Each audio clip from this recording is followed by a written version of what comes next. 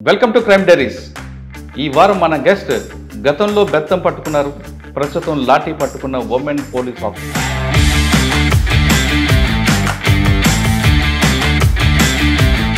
Best investigation women officer కూడా ఆవిడే. పేరు లతా కుమారి గారు, DSP, Andhra Pradesh police.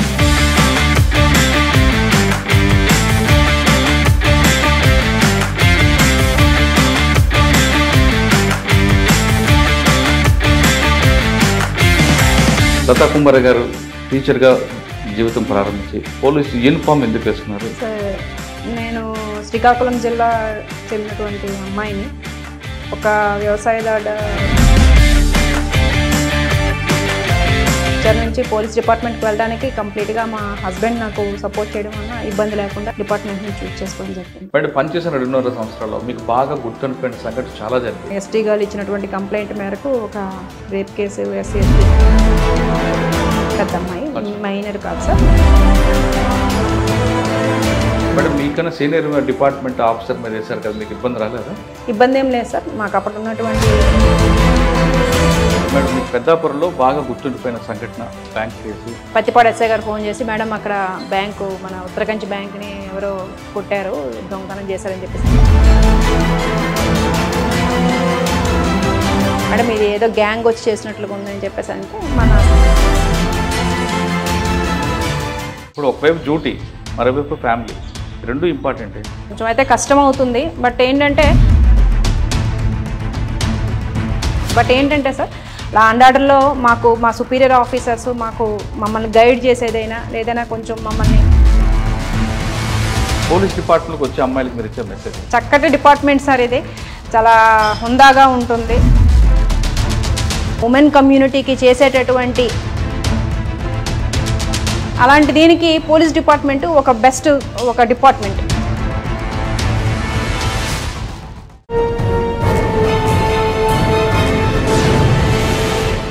Welcome to crime diaries. ఈ వారం మన గెస్ట్ గతంలో బెత్తం పట్టుకున్నారు, ప్రస్తుతం లాఠీ పట్టుకున్న ఉమెన్ పోలీస్ ఆఫీసర్. అంతేకాదు, ఇటీవల ఆంధ్రప్రదేశ్ ప్రభుత్వం ప్రకటించిన బెస్ట్ ఇన్వెస్టిగేషన్ ఉమెన్ ఆఫీసర్ కూడా ఆవిడే. పేరు లతా కుమారి గారు, డిఎస్పీ, ఆంధ్రప్రదేశ్ పోలీస్. ఆవిడ గతంలో పెద్దాపురంలో పనిచేస్తున్నప్పుడు ఒక మంచి కేసులో ఇన్వెస్టిగేషన్ చేసినందుకు ప్రభుత్వం ఆమెకి ఒక ఇన్వెస్టిగేషన్ అవార్డు ఇచ్చారు. అంటే one of the best investigation officer for women. అదే కాకుండా అంతకన్నా ముందు ఆవిడ పోలవరంలో పనిచేసినప్పుడు రోడ్డు కనెక్టివిటీ లేని ప్రాంతం కూడా తిరిగి వచ్చిన ఆఫీసర్ ఆవిడ. వెస్ట్ గోదావరిలో అతిపెద్ద సబ్ డివిజన్ జంగారెడ్డిగూడెంలో, బుట్టలగూడెం కానీ, పోలవరం పై కానీ 30 గ్రామాల వరకు రోడ్డు కనెక్టివిటీ లేని గ్రామాలు కూడా చుట్టూ వచ్చిన ఆఫీసర్ ఆవిడ. పోలవరం ప్రాంతం అనగానే చాలామందికి ఆ ప్రాంతంలో 30 గ్రామాలు ఉంటాయి, మావోయిస్టు ప్రభావిత ప్రాంతాలు ఉంటాయి కాబట్టి ఎక్కువ మంది పనిచేయడానికి ఇష్టపడరు. కానీ ఆమె ఆ ప్రాంతంలో ఎక్కువ కాలం పనిచేయడం కాకుండా కొన్ని మార్క్స్ కూడా ఆవిడ కనిపిస్తుంటాయి. అవేంటో, ఇటీవల పెద్దాపురంలో పనిచేసినప్పుడు అవార్డు ఎందుకు వచ్చిందో, ఆ కేసు ఏంటో విషయాల్ని మేడం నడి తెలుసుకుందాం. మేడం నమస్తే అండి. ముందుగా మీకు కంగ్రాట్స్ అండి. Thank you sir. Best investigation award మీకు వచ్చినందుకు. అంటే ముగ్గురికి వచ్చినట్ల మీకు ఒకరికి, అనకాపల్లి కేసు ఒకటి, అదేవిధంగా గుంతకల్ పోలీస్ ఒకటి. సాధారణంగా ఒక ఇన్సిడెంట్ జరిగిందంటే ఆఫీసర్ వస్తారు కింద సబార్డినేట్స్కి అది చేయి ఇది చేయి ఇలా చేయని ఒక రూట్ మ్యాప్ ఇచ్చి వచ్చేస్తుంటారు. కానీ మీరు సీన్ ఆఫ్ ఎఫెక్ట్స్కి రిపీట్గా విజిట్ చేసి ఆ కేసు బ్రేక్ త్రూ తీసుకురావడం వెనక మీకు ఒక అవార్డు వచ్చింది. ఆ కేసు ఏంటి? దాంతకన్నా ముందు పోలవరంలో పనిచేస్తున్నప్పుడు ఎవరు తిరగని ప్రాంతాలు కూడా, అంటే రోడ్డు కనెక్టివిటీ లేని ప్రాంతాలు కూడా మీ డ్రైవరే, అంటే వీలైతే బస్సులుగా అంటే జీపు కూడా వెళ్ళిన ప్రాంతాలకు కూడా తిరిగి అక్కడ ప్రజలతో మమ్మకవ్వడం, అదేవిధంగా 30 గ్రామాలు ఖాళీ చేయించడం ఒక పెద్ద టాస్క్ అని మీరు భుజాల మీద పెట్టుకుని రావడం. అన్నిటికన్నా ఇంపార్టెంట్, చంద్రబాబు నాయుడు గారు వచ్చినప్పుడు కూడా ఒక డిప్లొమాటిక్గా ఆ ఇష్యూని క్లోజ్ చేసి రావడం, పిఓ గారి ఇష్యూ, ఇవన్నీ ఉన్నాయండి. ఈ 2 ప్రశ్నలు సమాధానం చెప్పే ముందు, లతా కుమారి గారు టీచర్గా జీవితం ప్రారంభించి పోలీసు యూనిఫామ్ ఎందుకు వేసుకున్నారు? వేయడం వెనక ఉన్న వ్యక్తి ఎవరు? మీ కుటుంబ నేపథ్యం సార్ చెప్పండి. సార్, నేను శ్రీకాకుళం జిల్లా చెందినటువంటి అమ్మాయిని. ఒక వ్యవసాయదారుకి పుట్టినటువంటి 4వ అమ్మాయిగా నేను పుట్టడం జరిగింది. మేము 5 అమ్మాయిలం. మా హస్బెండ్ గోపికృష్ణ గారు శ్రీకాకుళం జిల్లాకు చెందినటువంటి వ్యక్తే. ఆయన సెక్రటేరియట్లో సెక్షన్ ఆఫీసర్గా ప్రజెంట్ పనిచేస్తున్నారు. నాకు 2 అబ్బాయిలు. మా ఫాదర్ వ్యవసాయం చేస్తుంటారు, మదర్ హౌస్ వైఫ్. సో మా 5గురిని కూడాను మా ఫాదర్ చదివించారండి. 5గురం కూడా గ్రాడ్యుయేషన్ చేస్తున్నాము. సో మా సిస్టర్స్ 4 కూడాను హౌస్ వైఫ్స్గా ఉన్నారు. నేను మాత్రం ఆఫ్టర్ ఇంటర్మీడియట్ డైట్ చేసినాక ఫస్ట్ అటెంప్ట్లోనే నాకు టీచర్ పోస్ట్ వచ్చింది. సో 13 years నేను గవర్నమెంట్ టీచర్గా వర్క్ చేయడం జరిగింది. శ్రీకాకుళం జిల్లాలోనే 3 మండలాల్లో నేను పనిచేయడం జరిగింది. జలుమూరు మండలంలోనే కొత్తూరు, తిమడాము, గోటువాడలో నేను వర్క్ చేయడం జరిగింది 13 years. సో 13 years వర్కింగ్ కూడా చాలా సాటిస్ఫాక్షన్గా వర్క్ చేయడం జరిగింది. ఆఫ్టర్ దట్ టీచింగ్లో ఉండగానే మా హస్బెండ్ నన్ను గ్రూప్స్ వైపు నన్ను ఇంట్రెస్ట్ చూపించడంతో నన్ను ఎంకరేజ్ చేయడం మొదలుపెట్టారు.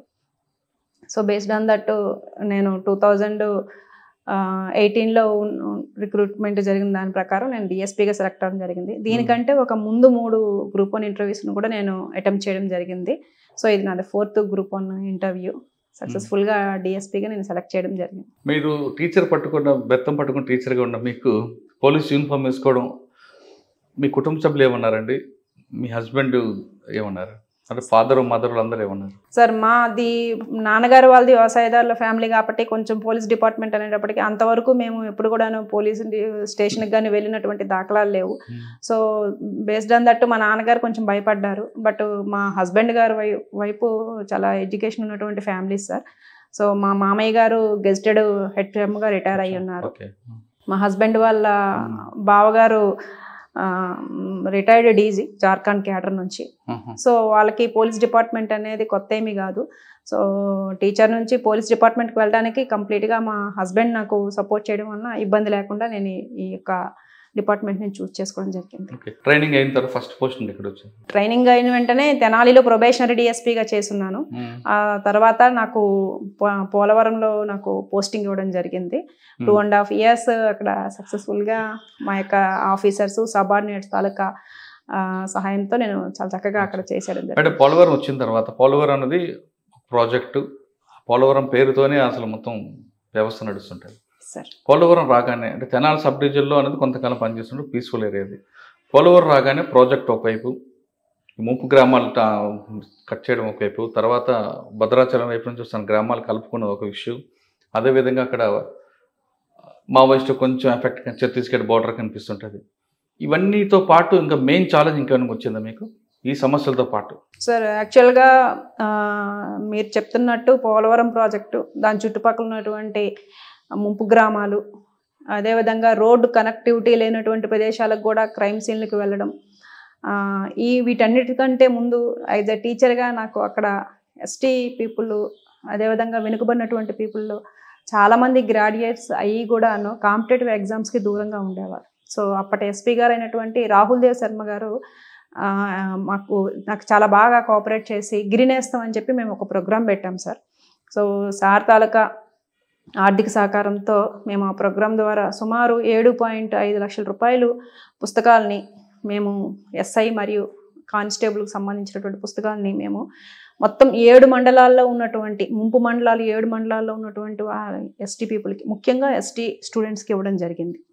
ఇది కాకుండా రాహుల్ దేవ్ శర్మ గారి ఆధ్వర్యంలోనే అప్పటి కలెక్టర్ అయినటువంటి వెంకటేష్ గారు సార్ ఆధ్వర్యంలో బుట్టాయిగూడెం ఐటీడీఏలో ఒక ప్రోగ్రామ్ స్టార్ట్ చేయడం జరిగింది సార్. అది కూడా గిరినేస్తం ప్రోగ్రాంలో భాగంగానే చేసాము.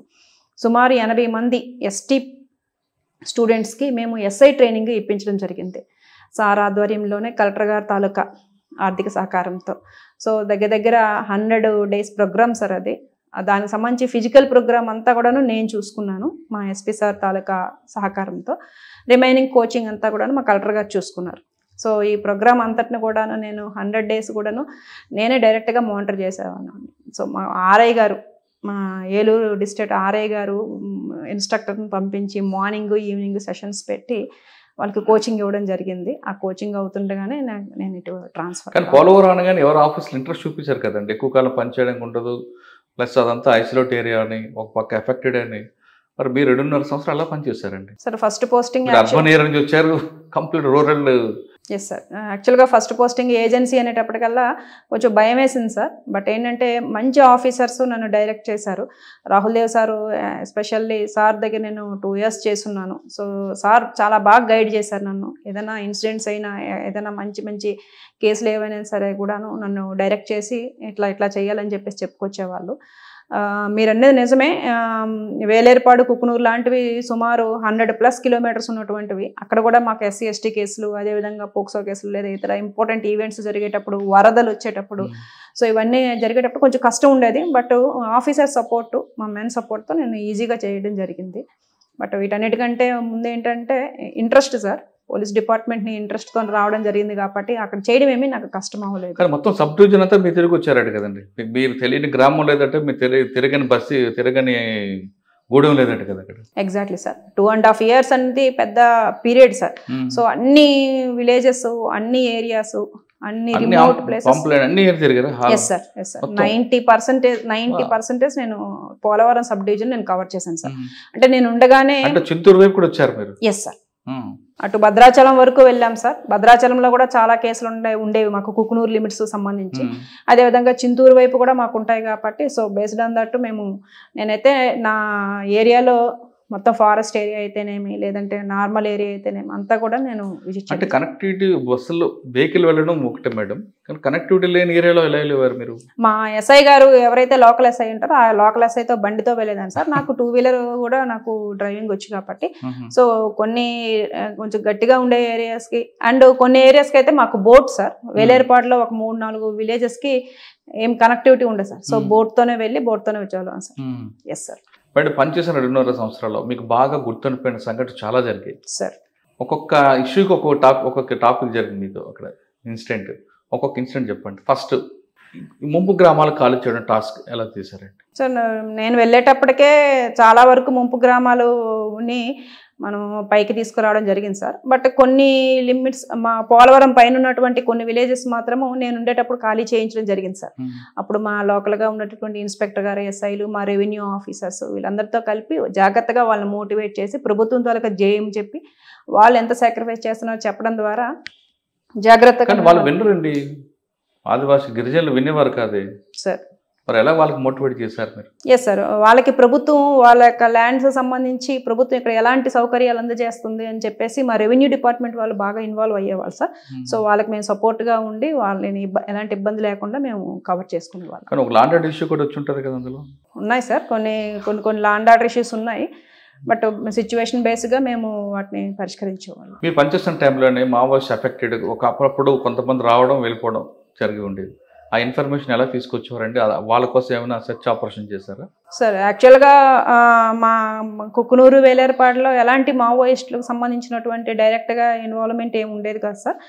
బట్ ఏంటంటే పాత సంఘటనలను ఆధారంగా చేసుకొని ఆ రెండు కూడాను మనకి ఆ 2 మండలాలు మనకి తెలంగాణ నుంచి మనకి మెర్జ్ అయినటువంటి మండలాలు కాబట్టి నేనైతే మాత్రం విలేజ్ వైజ్ యంగ్స్టర్స్తో బాగా కనెక్ట్ అయ్యి ఉండేవాను సార్. ఏదైనా ఇన్ఫర్మేషన్ వచ్చినా, కొత్త వాళ్ళు ఎవరు వచ్చినా మాకు ఇన్ఫర్మేషన్ నాకు వచ్చేది.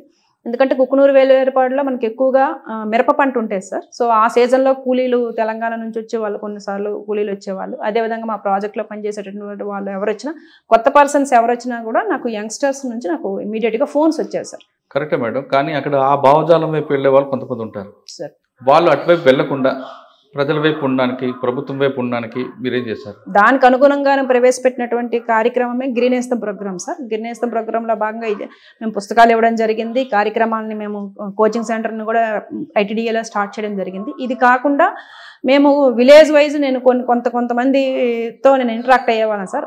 ఎక్కువగా మెడికల్ క్యాంప్స్ మేము పెట్టాం. ఒక 5-6 మెడికల్ క్యాంప్స్ నేను 2.5 yearsలో నేను ఒక 5-6 మెడికల్ క్యాంప్స్ నేను పెట్టడం జరిగింది. ఈవెన్ వేలేరుపాడులో కూడా మేము మెడికల్ క్యాంప్లో పెట్టడం జరిగింది సార్. లోకల్గా ఉండేటటువంటి ప్రైవేట్ హాస్పిటల్స్ అవన్నీ. ఇది కాకుండా మా ఈ అమరవీరుల దినోత్సవం సంబంధించి కూడాను బ్లడ్ని మా యొక్క స్టాఫ్ ద్వారా కలెక్ట్ చేసి లోకల్గా ఉండేటటువంటి మా CHC బుట్టలో ఉంటున్న CHCకి మేము ఇవ్వడం జరిగేది సార్. జంగారెడ్డిగూడలో ఉండే. కాకుండా ప్రభుత్వ పథకాలు వాళ్ళ వరకు వెళ్ళేవి సార్. రెవెన్యూ వాళ్ళు వెళ్ళేటప్పుడు కొంచెం మాకు ఏదైనా ఎస్కార్ట్ అవసరమైనా, లేదంటే లోకల్గా ఉండేటటువంటి ప్రజాప్రతినిధులు వెళ్ళి ఏదైనా చేయాలనుకున్నా కూడా మేము వెళ్ళి ఎస్కార్ట్ చేస్తున్న క్రమంలోనే వాళ్ళతో పాటు మేము కూడా వాళ్ళని మోటివేట్ చేయడం జరిగేది సార్. పోక్సో కేసులు కనిపిస్తుంటాయి, SC ST కేసులు కనిపిస్తుంటాయి. వాటికి సంబంధించిన మీకు గుర్తుండి కేసు చెప్పండి. సార్ స్కూల్ కూడా ఒకటి అయినట్లుంది కదండి, ఒకటి రెసిడెన్స్ స్కూల్లో ఒకటి. ఎస్ సార్, నేను వచ్చిన తర్వాత జరిగింది సార్ అది. ఇది బుట్టాయిగూడెం. బుట్టాయిగూడెం సార్. అంత ముందు కూడా జరిగినట్లు ఇంకా చాలా కేసులు ఉంటాయి. ఎస్ సార్, ఇంపార్టెంట్గా అయితే మేము ఉన్నటువంటి ఏరియా అంతా ట్రైబ్ ఏరియా కాబట్టి చాలా వరకు కొంచెం లిటరసీ అదేవిధంగా అవేర్నెస్ తక్కువ కాబట్టి పోక్సో కేసెస్ అనేవి రిజిస్టర్ చేయడం జరిగేది.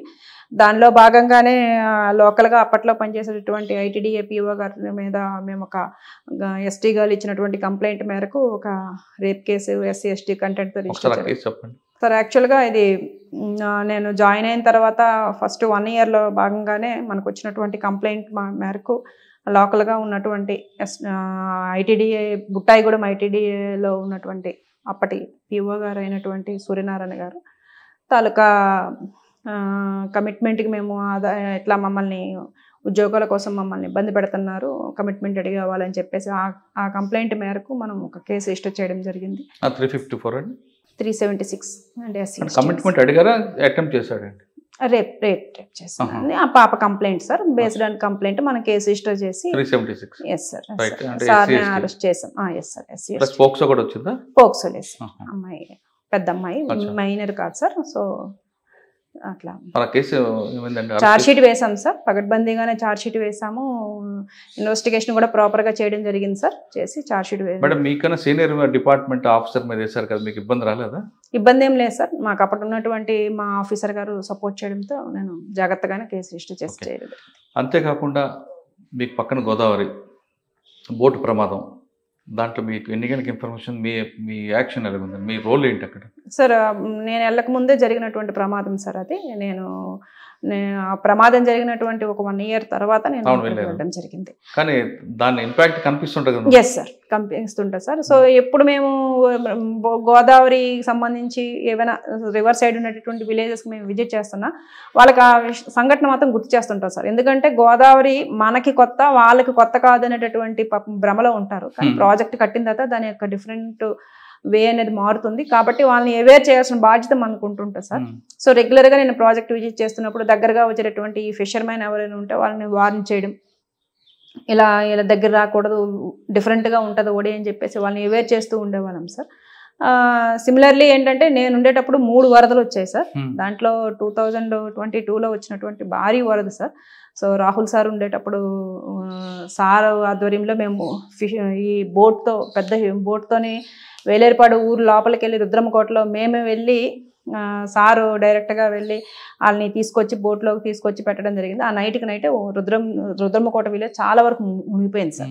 సో మేము ధైర్యం చేసి లిటరల్లీ చాలా వరద చాలా ఎక్కువ వస్తుంది సార్. ఆ టైంలో కూడాను సారు, నేను, లోకల్ ఇన్స్పెక్టర్, ఎస్ఐ, మా స్టాఫ్ అందరం కూడాను వెళ్ళి వాళ్ళందరినీ కూడాను రుద్రమకోట అనేటటువంటి విలేజ్ నుంచి వాళ్ళందరినీ తీసుకురావడం జరిగింది. కానీ మీరు చెప్పిన మాట వినకుండా ఒక ఆయన రిసార్ట్ పెట్టాడు అక్కడ, వార్నింగ్ ఇచ్చారట కదా మీరు? సార్ యాక్చువల్గా ఏంటంటే రెవెన్యూ లేదంటే మన ఫారెస్ట్ డిపార్ట్మెంట్ వాళ్ళ తాలూకా పర్మిషన్ తీసుకొని పెడితే మనకి ఇబ్బంది ఉండదు సార్. సో ఆయనకి ఫోన్ చేసి ఏదైనా ఉంటే మీరు ఫారెస్ట్ వాళ్ళ దగ్గర పర్మిషన్ తీసుకొని పెడితే బాగుంటుంది. మీరు అంత స్మూత్గా చెప్పలేదు కదండి సార్. ఓకే, తర్వాత ఇంకొక విషయం మేడం, పోలవరంలో పబ్లిక్ ఎవరైనా మీకు అప్రోచ్ అవుతే సార్ వాళ్ళ ఇష్యూని కంప్లీట్గా విని ఓపిక్గా తర్వాత వాళ్ళ సొల్యూషన్ చెప్పి పంపే వరకు మీరు ఉండేవారు, వాళ్ళకి సొల్యూషన్ చెప్పాలనేది మీరు ఎక్కువగా ప్రయారిటీ ఇచ్చేవారు. సాధారణంగా సుపీరియర్ ఆఫీసర్ ఎలాగ ఉంటారంటే విన్న తర్వాత కిందకి ఎండర్ చేస్తుంటారు. కానీ మీకు ఆ టీచర్గా ఉన్న ఆ ఓపిక వచ్చిందా?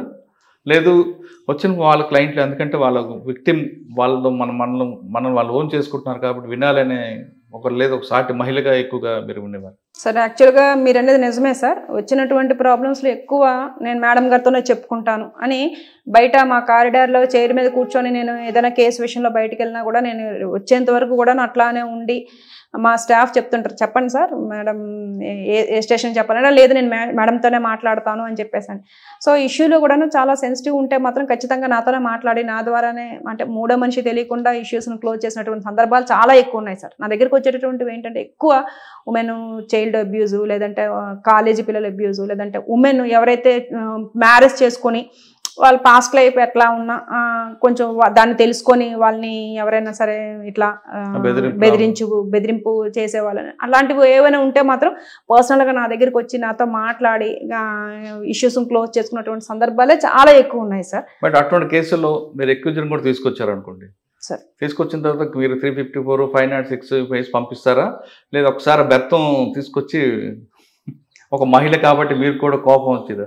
లేదు సార్, యాక్చువల్గా మైనర్కి సంబంధించినటువంటి ఏ కేసుల్లో కూడా మేము కంప్లైంట్ తీసుకొని కేసు వెంటనే రిజిస్టర్ చేసి బేస్డ్ ఆన్ మెరిట్స్ అది ఒకవేళ రిమాండబుల్ కేసు అయితే వెంటనే రిమాండ్ చేసేవాళ్ళం సార్. కొంచెం సెన్సిటివ్ ఉన్నటువంటి ఫ్యామిలీ లేడీస్ లేదంటే కాలేజ్ కొంచెం పెద్ద పిల్లలు మైనర్ కానటువంటి వాళ్ళు వచ్చేటప్పుడు వాళ్ళ తాలూకు అభిప్రాయం ప్రకారం కేసుకి వెళ్ళాలా లేదంటే వేరే. కానీ వచ్చిన వ్యక్తి ఎక్కువ కూడా ఇన్స్టెంట్ జస్టిస్ అడుగుతుంటారు. నా కేసు వద్దండి, జస్ట్ వాడిని బెదిరించండి పంపించండి అని. బెదిరించడం అనేది మీ డ్యూటీ కాదు, 2 దెబ్బలు కొట్టండి చాలు అని వాళ్ళు అంటారు, అది కూడా మీ డ్యూటీ కాదు.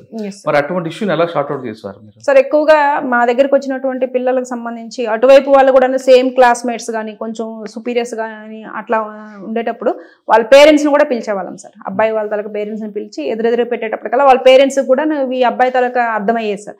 సో మేము ఇంకెప్పుడు ఇట్లా చేయము, లేదంటే మేము చూసుకుంటాం, జాగ్రత్త చూసుకుంటామని బోత్ అమ్మాయికి అబ్బాయికి ఇద్దరికి కూడా వార్నింగ్ ఇచ్చి వాళ్ళ పేరెంట్స్ వీళ్ళ పేరెంట్స్ని పెట్టి చాలాసార్లు సందర్భంలోనే ఒకవేళ ఆ ఇష్యూలో కూడా అవ్వకపోతే నెక్స్ట్ మేము కేసు ఇమీడియట్గా కేసు రిజిస్టర్ చేసేవాళ్ళం. కానీ వీళ్ళు ఒప్పుకోరు కదండి, విక్టిమ్ సహకరించదు కదా. లేదండి, అంటే మనకి 2 రకాలైనటువంటి జస్టిస్లు కోరుకున్నారు. కొంతమంది ఏంటంటే ఇన్స్టెంట్గా తొందరగా మాకు కావాలనుకునేవారు. రెండో వాళ్ళు ఏంటంటే ఈ రూమ్లోనే మేడం మీ ఆఫీస్లోనే మీ రూమ్లోనే అయిపోతే నాకు ఇబ్బంది లేకుండా ఉంటుంది అని చెప్పేసి అటువంటి వాళ్ళు సార్. సో మీరు చెప్పినట్టు ఇన్స్టెంట్ జస్టిస్ కావాలనుకునే వాళ్ళు మాత్రం వెంటనే కేసు రిజిస్టర్ చేసేవాళ్ళం సార్. కేసు రిజిస్టర్ చేసి తర్వాత ఫర్దర్గా ముందుకెళ్ళేవాళ్ళం. ఆ తర్వాత ఏం జరిగితే అది జరుగుతుందమ్మా, ముందు కేసు రిజిస్టర్ చేద్దాం అనుకునేవాళ్ళం. కానీ ఇటువంటి సంఘటన మీరు టీచర్గా ఉన్నప్పుడు వస్తే ఏం చేసేవారు? సార్ వచ్చింది సార్, నాకు టీచర్గా ఉండేటప్పుడు ఒకసారి నా దగ్గర ఉన్నటువంటి స్టిల్ ఇప్పుడు గుర్తుంది సార్, పాప మైనర్ గర్ల్, ఫస్ట్ క్లాస్ అనమాట. మార్నింగే నేను పనిచేసినటువంటి లాస్ట్ స్కూల్ గొట్టివాడ సార్. 80 మంది చిల్డ్రన్తో ఉండేది. ఎక్కువ మంది మైగ్రేట్ అయిపోయేవాళ్ళు అన్నమాట పేరెంట్స్. సో ఇయర్లీ ట్వైస్ వచ్చేవాళ్ళు. వచ్చినప్పుడు నా స్కూల్కి నా దగ్గరికి వచ్చి కొంచెం డబ్బులు ఇచ్చి పిల్లలకి బుక్స్ గట్టా ఏదైనా అవసరమైతే చూడండి అమ్మా అని చెప్పేసి అని అట్లా. సో పేరెంట్స్ లేనటువంటి పిల్లలు కొంచెం ఇండిసిప్లైన్గా కొంచెం నీట్గా లేకుండా వచ్చేటటువంటి వాళ్ళు. ఆ క్రమంలో కూడాను నేను కాస్త వాళ్ళకి సంస్కారం నేర్పి చాలా నీట్గా ఉంచేవాను సార్.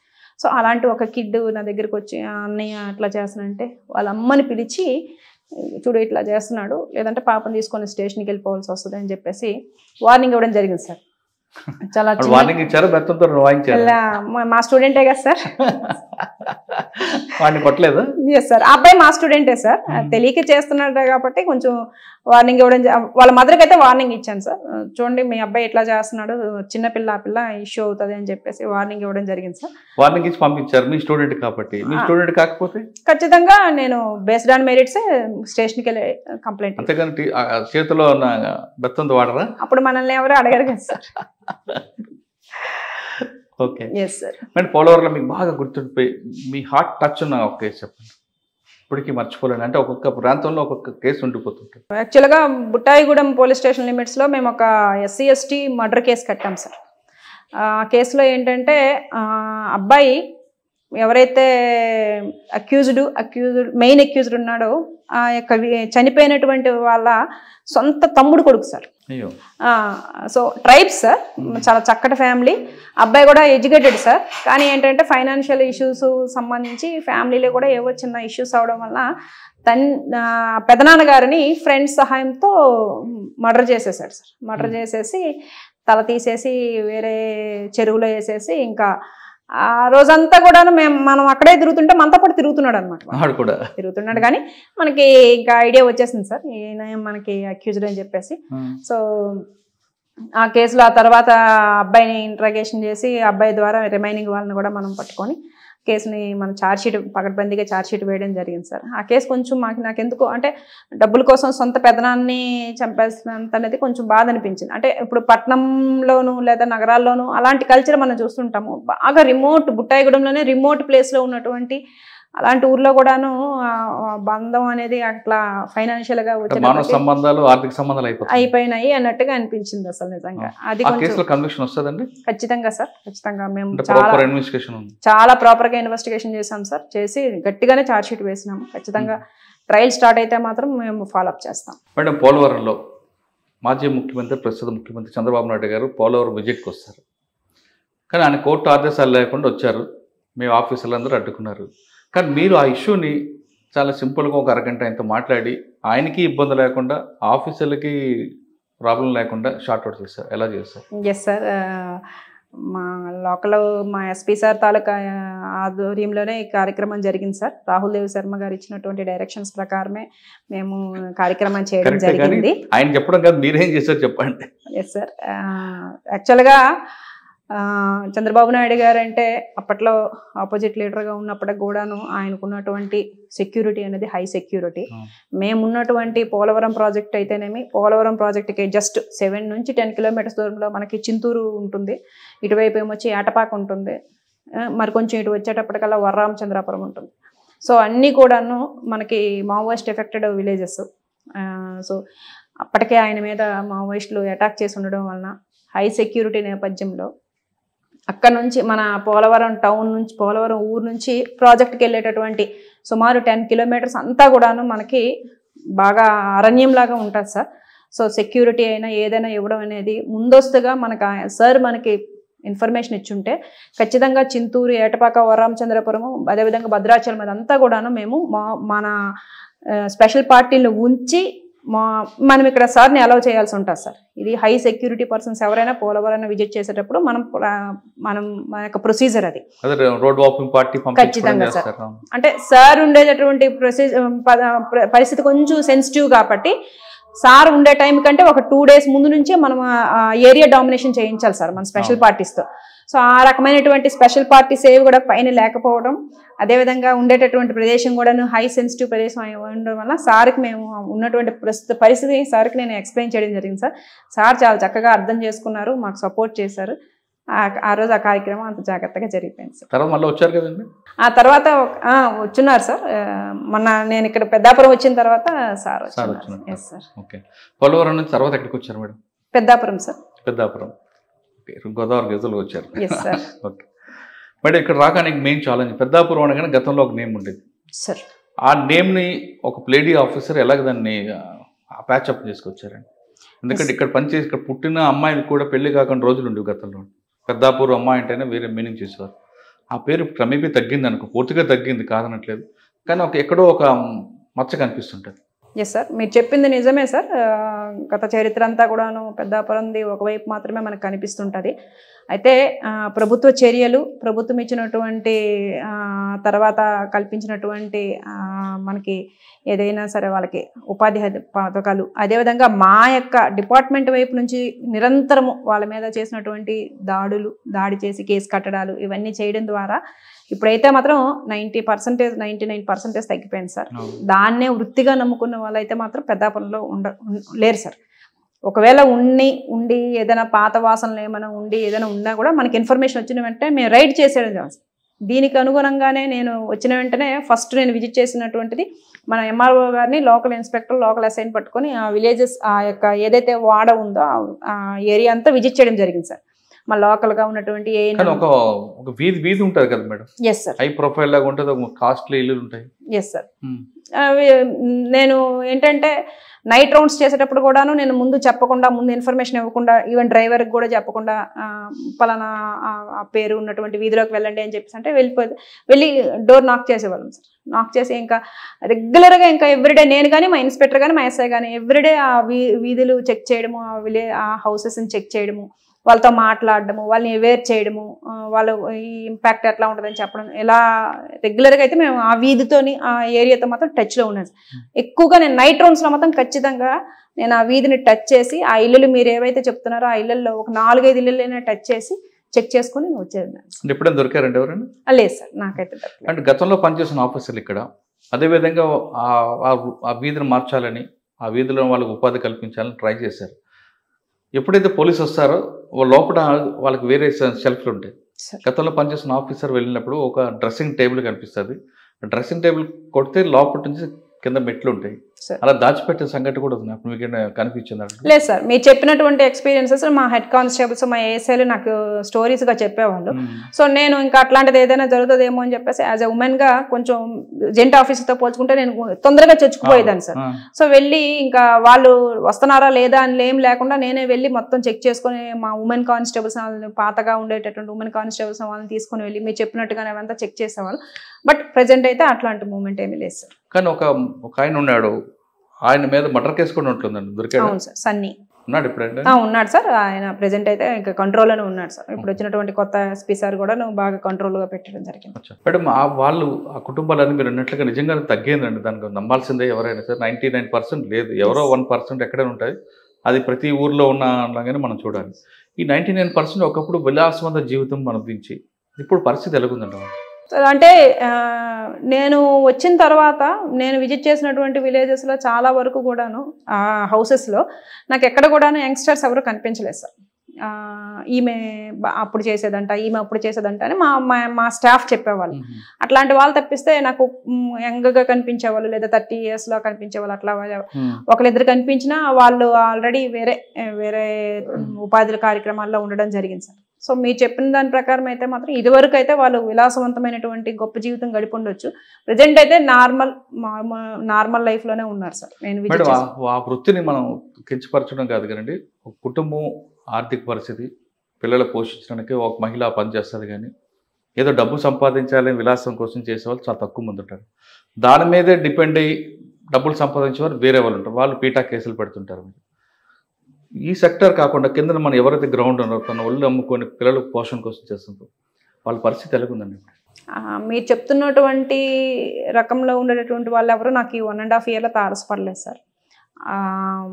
కేవలం అదే వృత్తి చేసి పిల్లల్ని పోషించాలనేటువంటి పరిస్థితి అయితే అప్పుడు ఉండేదేమో కానీ సార్, ఇప్పుడైతే ప్రభుత్వ పథకాలు అయితేనేమి, లేదా ఉద్యోగాలు అయితేనేమి, లేదా ఇతర వ్యాపార కార్యక్రమాలు, ఎస్హెచ్జి గ్రూప్స్, ఇవన్నిట్లో కూడా వాళ్ళు సభ్యులుగా ఉంటున్నారు కాబట్టి మీరు చెప్పిన పరిస్థితి ఇప్పుడైతే ఉండకపోవచ్చు. వాళ్ళ మీద డిపెండ్ అయ్యే ఒక బ్యాచ్ ఉంటుందండి, చెప్పిన పీటా బ్రోకర్ వాళ్ళు ఉన్నారండి. ఖచ్చితంగా సార్, మేము కేసు కట్టేటప్పుడు వీళ్ళని విక్టిమ్స్గా పెట్టి వాళ్ళ మీద మేము ఎక్కువగా కేసులు కడుతుంటాం కాబట్టి వాళ్ళ ప్రభావం అయితే బాగా తగ్గింది సార్. తగ్గిందండి. మేడం, మీకు పెద్దాపురంలో బాగా గుర్తుండిపోయిన సంఘటన, బ్యాంక్ కేసు, మీకు ఎన్ని గంటలకు కాల్ వచ్చింది, మీరందరూ ఎన్ని గంటలకు అక్కడ రష్ అయిపోయారు? యాక్చువల్గా నాకు ఏదైనా కేసు సంబంధించి ఏదైనా అఫెన్స్ జరిగిన వెంటనే కూడాను మా లోకల్ ఎస్ఐ కానీ లోకల్ ఇన్స్పెక్టర్ కానీ వెంటనే ఫోన్ చేస్తారు సార్. సో ఫోన్ చేసిన వెంటనే నేను మా సుపీరియర్ ఆఫీసర్కి ముందు ఇన్ఫర్మేషన్ ఇచ్చేసి వెంటనే నేను క్రైమ్ సీన్కి స్టార్ట్ అయిపోతాను. సో బేస్డ్ ఆన్ దట్ ఆ రోజు మార్నింగ్ కూడాను 8 అట్లా ఇన్ఫర్మేషన్ రావడం జరిగింది, 8:30 ఆ టైం కల్లా. సో నాకు మా పత్తిపాడు ఎస్ఐ గారు ఫోన్ చేసి, మేడం అక్కడ బ్యాంకు, మన ఉత్తరకంచి బ్యాంక్ని ఎవరో కొట్టారు, దొంగతనం చేశారని చెప్పేసి అంటే, సో అన్ని బ్యాంకుల కేసులు లాగానే ఇది కూడాను చిన్న బ్యాంక్ కేసు అని చెప్పేసి అనుకొని మా ఎస్పీ సార్కి ఇన్ఫర్మేషన్ ఇచ్చాను. సార్ బ్యాంకు ఇట్లా వీళ్ళు కొట్టేశారంట, నేను వెళ్తున్నానని చెప్పేసి అంటే, సరే క్లూస్ టీమ్ని, డాగ్ స్క్వాడ్ని కూడా తీసుకువెళ్ళండి అని చెప్పేసి సతీష్ సార్ చెప్పడం జరిగింది. సో అట్లానే అక్కడికి వెళ్ళి చూసేటప్పటికల్లా లోపలికి మొదట మా క్లూస్ టీమ్ని, డాగ్ స్క్వాడ్ని కూడా లోపలికి పంపించడం జరిగింది. వాళ్ళు అవసరమైనటువంటి సైంటిఫిక్గా అన్ని తీసుకోవడం జరిగిన తర్వాత మా కంప్లైంట్ అయినటువంటి మా బ్యాంక్ మేనేజర్ గారిని, అదేవిధంగా సుపీరియర్ వాళ్ళ తాలూకా రీజనల్ ఆఫీసర్స్ కూడా వచ్చేసారు అప్పటికే. సో వచ్చేసినాక వాళ్ళని పట్టుకొని మేము లోపలికి వెళ్ళిన తర్వాత లోపల జరిగిన బేబస్సును చూసి ఇంకా మా బ్యాంక్ మేనేజర్ గారు ఎస్టిమేషన్ ఎంత ఉండొచ్చు అంటే ఆయనేమో crores రూపీస్ చెప్పేటప్పటికల్లా ఇంకా ఇదేదే చిన్న కేసు కాదనుకొని అంటే ఎస్పీ సార్కి మేము చెప్పడం జరిగింది. సార్ ఇది తక్కువ అమౌంట్ కాదు సార్, ఇది crores రూపీస్లో ఉన్నట్టుంది అంటే సార్ వెంటనే వచ్చేసినారు. సార్ కూడాను సార్ తాలూకా 3 ప్రొబేషనరీస్ ఉన్నారు, ఒక ఐపీఎస్ ప్రొబేషనరీ, 2 ప్రొబేషనరీ డిఎస్పీస్, మొత్తం 3 పట్టుకొని అదేవిధంగా రిమైనింగ్ కొంతమంది ఆఫీసర్స్ని పట్టుకుని నాలెడ్జ్ ఉన్నటువంటి ఐటీ కోర్ వాళ్ళని పట్టుకొని వచ్చేయడం జరిగింది. సో కేసు కోసం సంబంధించి లోపల ముందు సార్ దగ్గర మేనేజర్ గారి దగ్గర కంప్లైంట్ తీసుకొని లోపలికి వెళ్ళి చూస్తే మనకి ఆక్సిజన్ సిలిండర్స్, అదేవిధంగా మామూలు గ్యాస్ సిలిండర్స్, ఇతర ఎక్విప్మెంట్ చాలా ఉందన్నమాట అక్కడ. సో చూడగానే మా యొక్క ఆఫీసర్స్ ఏమంటున్నారంటే లోకల్గా ఉండేటటువంటి వాళ్ళు, మేడం ఇది ఏదో గ్యాంగ్ వచ్చి చేసినట్లుగా ఉందని చెప్పేసి అంటే మన CCTNSలో చెక్ చేయడం జరిగింది. ఇలాంటి అఫెన్సెస్ మనకి చుట్టుపక్కల ఉన్నటువంటి జిల్లాల్లోనూ రాష్ట్రాల నుంచి జరిగితే చెక్ చేసేటప్పటికి మనకి బేదర్లో జరిగింది, అదేవిధంగా తెలంగాణలోను, ఆసిఫాబాద్లోను, మన భద్రాద్రి కొత్తగూడెం జిల్లాలో కూడా మనకు జరిగింది. సో ఆ వెంటనే ఆ ఇన్స్పెక్టర్స్తోని, ఆ SHOస్తోని, అదేవిధంగా ఆ యొక్క DSPస్తో మాట్లాడి ఆ CD ఫైల్స్ అన్నీ కూడా మేము సాఫ్ట్ కాపీలు తీసుకొచ్చి అందులో ఉన్నటువంటి వాళ్ళ అఫెండర్స్ అందరినీ కూడా మనం తీసుకురావడం జరిగింది. తీసుకొని వచ్చిన తర్వాత మనకు ఒక ఐడియా అయితే వచ్చింది, ఏదో నార్త్ గ్యాంగ్ ఏదో చేసింది అన్నట్లు మనకు ఒక ఐడియా వస్తుంది. సో మనకి బ్యాంక్ ఎదురుగానే ఒక చిన్న షాప్ ఉందన్నమాట, జ్యువెలరీ షాప్. ఆ జ్యువెలరీ షాప్లో చక్కగా ఒక సీసీ క్యామ్ ఆయన బ్యాంక్ వైపు పెట్టి ఉన్నారు. బ్యాంక్లో లేదంటే బ్యాంక్లో ఉన్నాయి, కానీ ఆ గ్యాంగ్ ఏంటంటే మొదట ఏంటంటే బ్యాంక్లో ఉన్నటువంటి ఏదైతే ఆ యొక్క సీసీ కెమెరాస్ ఉంటే వాటిని కట్ చేసేస్తారు. వాళ్ళ ఎంఓలో అది ఫస్ట్ పార్ట్ అన్నమాట. సో మనకి బ్యాంక్ ముందు ఉన్నటువంటి ఆ యొక్క షాప్లో ఉన్నటువంటిది చెక్ చేసినప్పుడు ఒక 6 మెంబర్స్తో ఉన్నటువంటి ఒక గ్యాంగ్ లోపలికి రావడం జరిగింది. వాళ్ళతో పాటు రకరకాల ఎక్విప్మెంట్స్, ఆక్సిజన్ సిలిండర్స్ నీట్గా మనకి కనిపిస్తున్నాయి, నీడల్లో కనిపిస్తున్నాయి. సో మనకి క్లియర్ కొంతమందితో కూడినటువంటి గ్యాంగ్ వచ్చి రాబరీ చేసింది అని చెప్పేసి మనకి ఒక ఐడియా అయితే వచ్చిందనమాట. So next based on that మనం కొన్ని టీమ్స్ని ఏర్పాటు చేయడం జరిగింది. మొత్తం కేసు ఇన్వెస్టిగేషన్ అంతా కూడాను SDPO పెద్దాపురంగా నేను చేసినప్పటికి కూడాను మొత్తం డైరెక్షన్ అంతా కూడాను మా SP సతీష్ కుమార్ ఆధ్వర్యంలోనే జరిగింది. సో టీమ్స్ని ఏర్పాటు చేసి కొంత టీంని ఉత్తరప్రదేశ్ని, కొంత టీంని వెస్ట్ బెంగాల్, కొంత టీంని మహారాష్ట్ర పంపించడం ద్వారా అదేవిధంగా లోకల్గా కూడా ఇన్ఫర్మేషన్ సేకరించి అత్యద్భుతమైనటువంటి ఇన్వెస్టిగేషన్ని మా SP సతీష్ కుమార్ గారి ద్వారా మేము చేయడం జరిగింది. బేస్డ్ ఆన్ దట్ చాలా వరకు అమౌంట్ని మేము లీడ్ ఎక్కడ వచ్చిందండి మీకు? సీసీ కెమెరాలు దొరికింది. Yes sir. మీకు ఫర్దర్ ఇన్వెస్టిగేషన్ అక్కడ అది ఒకటే సరిపోదు కదా? Yes sir. యాక్చువల్గా ఏంటంటే మనకి ఎన్ రూట్లో ఉన్నటువంటి సీసీ కెమెరాస్ అన్నింటిని కూడా చెక్ చేసుకునే క్రమంలో ఏంటంటే మనకు అక్కడ ఉన్నటువంటి మధ్య మార్గంలో ఉన్నటువంటి ఒక స్మాల్ ఇండస్ట్రీలో MH రిజిస్ట్రేషన్తో ఉన్నటువంటి ఒక కారు ఉందన్నమాట, XUV కార్. ఆ MH రిజిస్ట్రేషన్తో కారు ఎప్పుడైతే ఉందో అది రిమోట్ ఏరియా. ఉత్తరగంజ్ అనేది మనకి పత్తిపాడు హైవే నుంచి చాలా రిమోట్ ఏరియా. అలాంటి రిమోట్ ఏరియాలో మనకి MH రిజిస్ట్రేషన్తో కారు ఉండేటప్పటికి మనకి సస్పీషియస్గా అనిపించింది. ఇదే కార్ని లీడ్గా తీసుకుంటూ మనం పత్తిపాడు, అదేవిధంగా కిర్లంపూడి, అదేవిధంగా దివిలి, సామర్లకోట వరకు మనం సీసీ కెమెరా వెరిఫై చేసుకుని వస్తే ఆ కారు సామర్లకోట టౌన్ వరకు వచ్చి సామర్లకోట టౌన్తో ఆగిపోయింది అనమాట.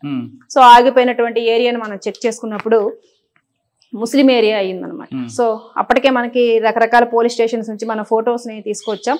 అదేవిధంగా టవర్ డంప్ అక్కడ తీసుకున్నాము. ఈ క్రమంలో ఏంటంటే ఈ ఫొటోస్ని, ఈ కార్ని మనం చూపించుకుంటూ ఆ ముస్లిం ఏరియాలో, ఆ యొక్క సామర్లకోట ముస్లిం ఏరియాలో మనం వస్తున్నప్పుడు అక్కడ చికెన్ షాప్ యజమాని ఈ కార్ ఇక్కడే 4 days నుంచి ఉంది అని చెప్పేసి కన్ఫర్మ్ చేశాం. ఈ ఇందులో మనం ఫొటోస్ చూపిస్తున్నాం, డిఫరెంట్ మనం చూపిస్తే ఈడు నిన్న లేదా మొన్న మా దగ్గరికి చికెన్ కొనడానికి వచ్చాడు, ఇతనితో పాటు ఇంకోళ్ళు ఉన్నారు, ఇంకొక 6 ఉన్నారు, ఇగోండి ఈ ఇంట్లోనే రెంట్కి తిన్నారు, ఒక 5-6 days నుంచే ఉన్నారు ఇక్కడ అని చెప్పి మనకు ఒక గొప్ప లీడ్ మాకు సామర్లకోట పోలీస్ స్టేషన్ లిమిట్స్లో ఉన్నటువంటి ఆ ముస్లిం ఏరియా నుంచి రావడం జరిగింది. సో అక్కడ నుంచి లీడ్ తీసుకొని ఆ ఇంటి ఓనర్ ఎవరైతే మనకి రాజమండ్రిలో ఉంటారు, ఇంటి అసలు ఓనరు, ఆ పక్కన ఉన్నటువంటి ఓనర్కి కీస్ ఇవ్వడం జరిగింది.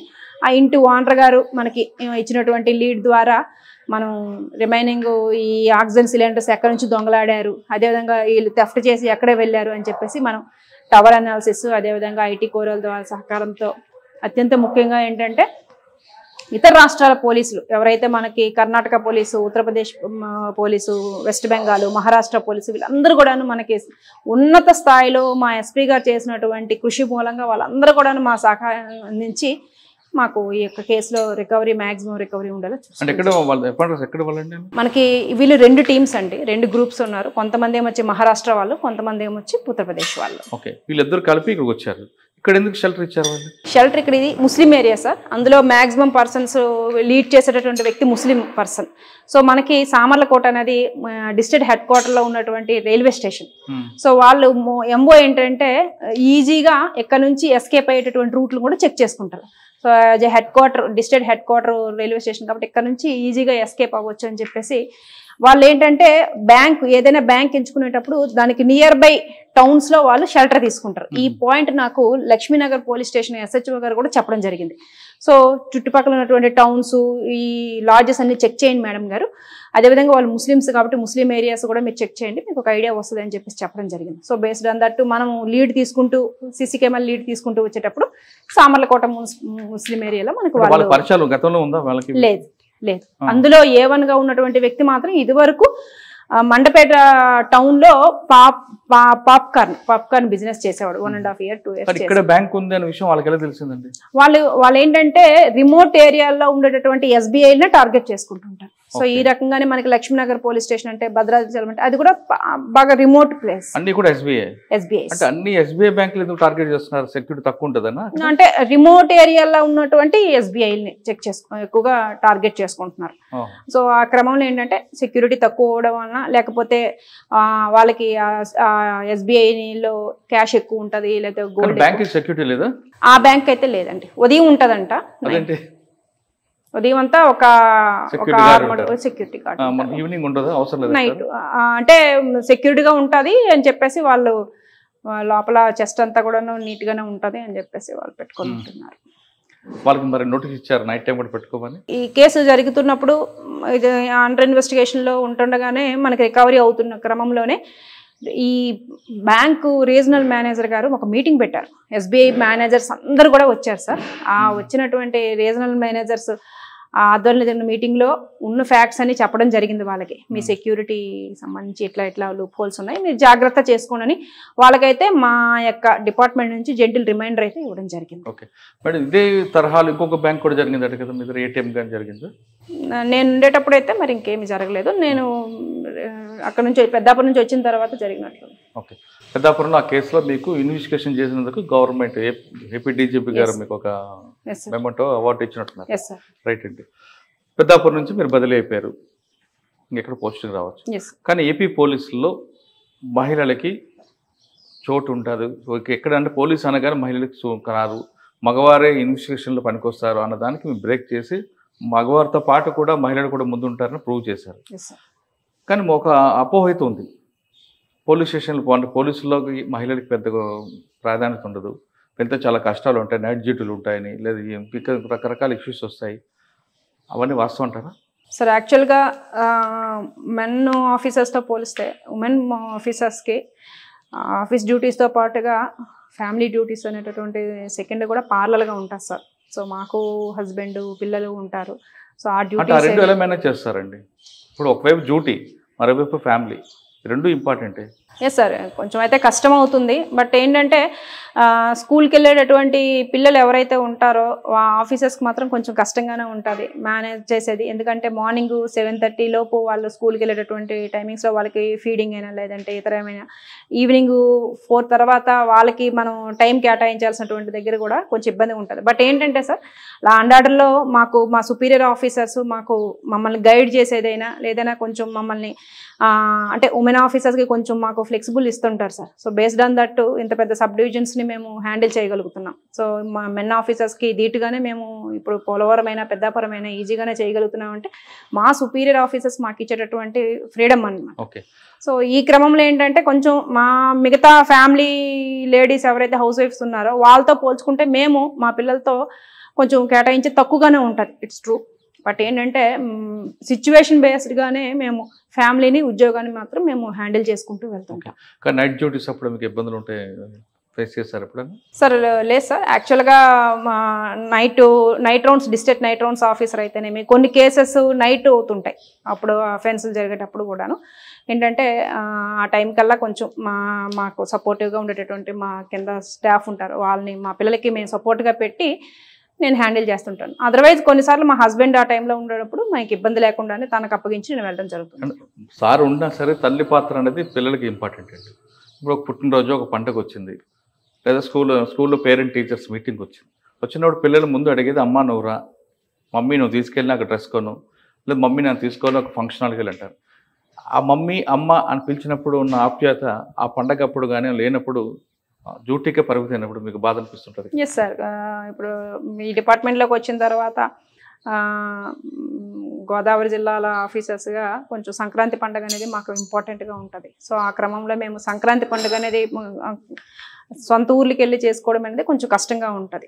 ఆ టైంలో కొంచెం మా సిస్టర్స్ని అయితేనేమి మా ఫ్యామిలీని మేము కొంచెం మిస్ అవుతుంటాం. బట్ ఏంటంటే ముందుగానే ఇవన్నీ కూడా డ్యూటీలో పార్ట్ ఉంటాయని మాకు తెలిసే మేము ఇందులోకి వచ్చాం కాబట్టి వీటిని ఎంజాయ్ చేయడం జరుగుతుంది.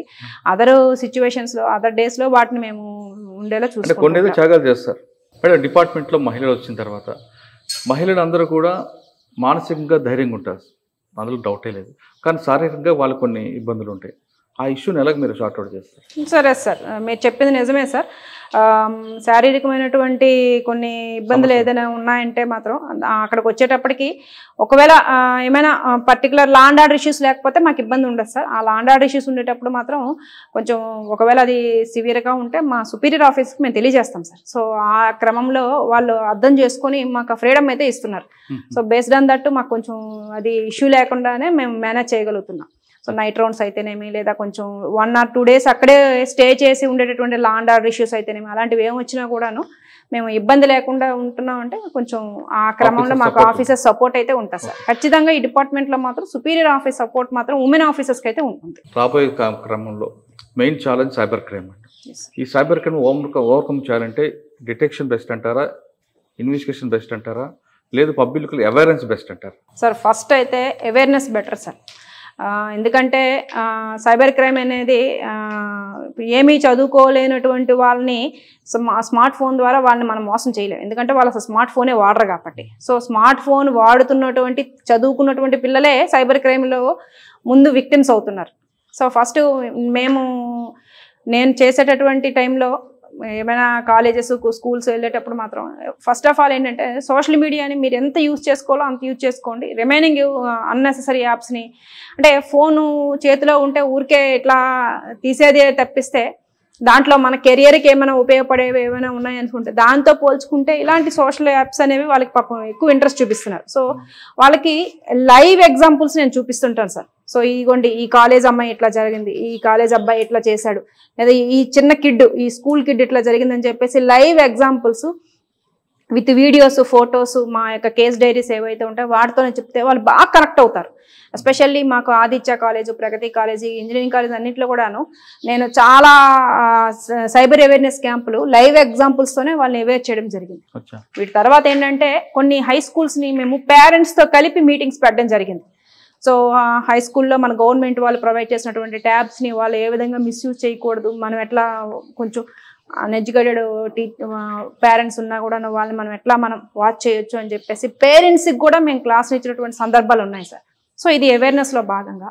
ఇంకా నెక్స్ట్ ఇన్వెస్టిగేషను, అదేవిధంగా క్రైమ్ డిటెక్షన్లో భాగంగా చాలా వరకు ఏంటంటే మాకు ప్రతి డిస్ట్రిక్ట్లో కూడాను cyber wing, IT core team అనేది ఒక స్పెషల్ వింగ్స్ ఉంటాయి సార్. అవి డైరెక్ట్గా మన గౌరవనీయులైనటువంటి ఎస్పీ సార్సే మనకి దాన్ని మానిటర్ చేస్తుంటారు.